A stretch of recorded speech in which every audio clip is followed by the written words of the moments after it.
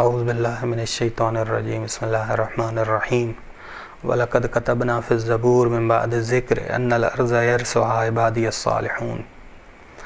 سورہ انبیاء کا ترجمہ جاری تھا، آیت نمبر 105 ہے، 105 سے لے کے 108 تک ہے کہ خداوند عالم ارشاد فرما رہا ہے وَلَقَدْ كَتَبْنَا فِي الزَّبُورِ، بتحقیق ہم نے لکھ دیا ہے زبور میں، بیان کر دیا ہے زبور میں، من بعد الذکر، من بعد الذکر، ذکر کے بعد، یعنی ذکر میں بیان کرنے کے بعد۔ ذکر سے مراد جناب موسیٰ کلیم اللہ پر نازل ہونے والی توریت، توریت میں ذکر کرنے کے بعد، توریت میں بھی بیان کیا اور زبور میں بھی بیان کیا۔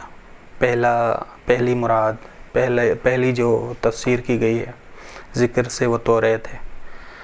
بعض نے کہا کہ ذکر سے مراد زبور سے پہلے ساری جو کتابیں نازل ہوئیں وہ مراد ہیں۔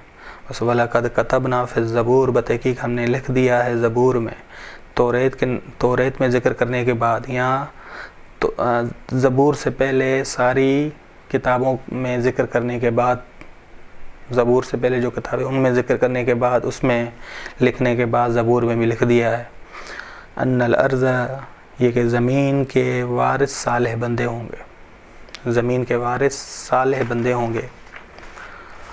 سورہ اعراف نے آیت نمبر 137 ہے کہ ہم نے وارث بنایا اس قوم کو جو یستضعفون، زمین میں مستضعف تھے، ان کو وارث بنایا، یعنی مستضعف یعنی کمزور تھے، حکومت میں نہیں تھے، موحد تھے، لیکن ملکوتی طور پہ یہ عظیم آیات ہیں، زمینی لحاظ سے مستضعف ہیں، کمزور ہیں، لیکن ملکوتی طور پہ یہ عظیم آیات ہیں کہ قرآن کریم نے کہا ہے وَالْعَاقِبَةُ لِلْمُتَّقِينَ۔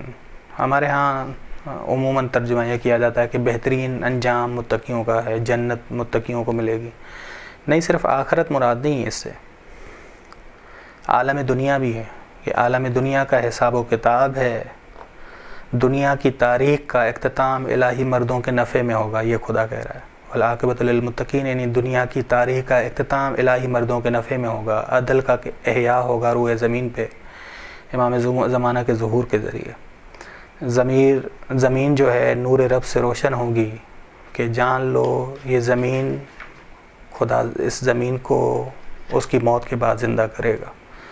مراد ظاہری نہیں بلکہ معنوی طور پہ عدل کا قیام ہوگا، حکومت اسلامی قائم ہوگی۔ ٹھیک، بس ہم نے لکھ دیا ہے زبور میں، توریت میں ذکر کرنے کے بعد، توریت میں لکھنے کے بعد، یہاں تو زبور سے پہلے والی کتابوں میں لکھنے کے بعد کہ زمین کے وارث صالح بندے ہوں گے۔ ان فی ھذا لبلاغا لقوم عابدین، بے شک یہ باتیں اہل عبادت قوم کی جان میں اترتی ہیں، بلاغن جان میں اترتی ہیں، دل میں اترتی ہیں۔ اگرچہ یہ باتیں ھدی للناس ہیں، ھدی للناس ہے، سارے لوگوں کے لیے ہدایت ہیں، ذکر للبشر ہیں، للعالمین نذیرہ ہیں کہ رسول خدا پورے جہاں کے لیے نذیر ہیں، لیکن بعض لوگوں کے دلوں پہ غبار آ جاتا ہے، کلا بل ران علی قلوبہم، لوگوں کے دلوں پہ غبار آ جاتا ہے۔ بس قول بلاغ سب کے لیے، لیکن اثر کس پہ کرتا ہے؟ عابد لوگوں کی دل اور جان میں اترتا ہے۔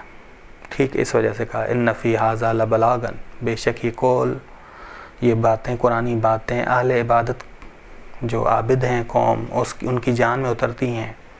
وما ارسلناک الا رحمۃ للعالمین، ہم نے نہیں بھیجا تمہیں مگر سب لوگوں کے لیے، پورے جہاں کے لیے، یعنی تمام انسانوں کے لیے رحمت بنا کر، بس ہم نے تمہیں تمام انسانوں کے لیے رحمت بنا کر بھیجا، لیکن فائدہ لینے والا گروہ عابد گروہ فائدہ لے گا تم سے۔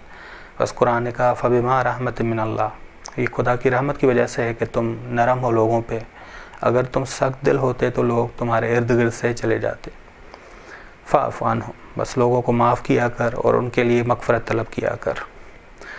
آیت نمبر 108 ہے قل انما یوحی الی، کہہ دو میری طرف ایک وحی ہوتی ہے۔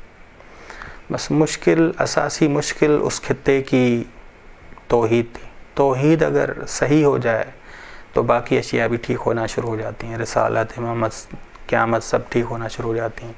کہہ دو صرف میری طرف ایک وحی ہوتی ہے کہ تمہارا معبود معبود واحد ہے. فَهَلْ أَنْتُمْ مُسْلِمُونَ بس کیا تم اسے قبول کرتے ہو یا نہیں. بس ان کی اساسی مشکل توحید تھی. بس قرآن بھی سارا توحید کے دائرے میں بیان ہوا ہے. رسالت کی بات ہو رہی ہے. وَمَا أَرْسَلْنَا مِن رَسُولٍ ہم نے نہیں بھیجا کوئی رسول مگر اس کی اطاعت کی جائے. ہم نے امامت کی بھی انی جاعلک للناس اماما ہم تمہیں امام بنا رہے ہیں. ٹھیک. وصلی اللہ علی محمد و اہل بیتہ الطیبین الطاہرین.